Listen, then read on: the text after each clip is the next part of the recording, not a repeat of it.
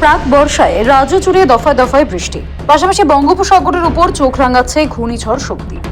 নিম্নচাপের জেরে দক্ষিণবঙ্গে ভারী বৃষ্টির সম্ভাবনা। দুর্যোগ মোকাবিলায় উপকূল এলাকায় শুরু হয়েছে মাইকে প্রচার। পর্যটকদের সমুদ্রে নামতে নিষেধাজ্ঞা জারি করা হয়েছে। সাধারণ মানুষকে সচেতন করতে বুধবার ও মাইকিং করা হয় কুলতলি থানার পক্ষে। গভীর সমুদ্রে মৎস্যজীবীদের যাওয়ার ক্ষেত্রে নিষেধাজ্ঞা জারি করা হয়েছে। যারা ইতিমধ্যেই গিয়েছেন, বুধবার রাতের মধ্যে তাদের ফিরে আসতে বলা হয়েছে।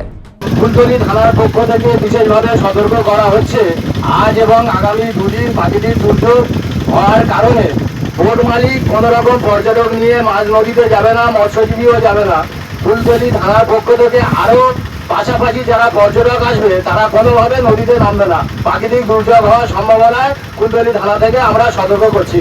ইতিমধ্যে ঘূর্ণিঝড় মোকাবিলায় রাজ্যের বিপর্যয় মোকাবিলা দপ্তরের সঙ্গে দফায় দফায় বৈঠক করছে দক্ষিণ চব্বিশ পরগনার উপকূল তীরবর্তী এলাকার ব্লক প্রশাসনের আধিকারিকরা।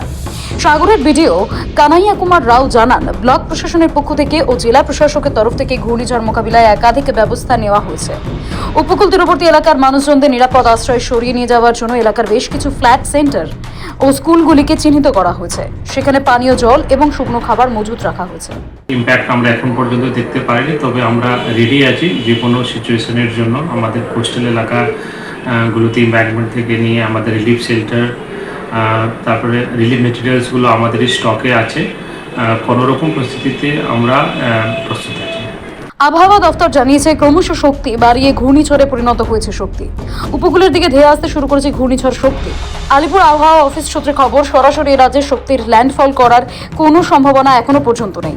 অন্য রাজ্যে ল্যান্ডফল করলেও এই রাজ্যে তার প্রভাব কিছুটা হলেও পড়তে পারে সুন্দরবন উপকূল তীরবর্তী এলাকাগুলিতে। দক্ষিণ চব্বিশ পরগনা থেকে জাহিদ মিস্ত্রির রিপোর্ট, সময়, কলকাতা।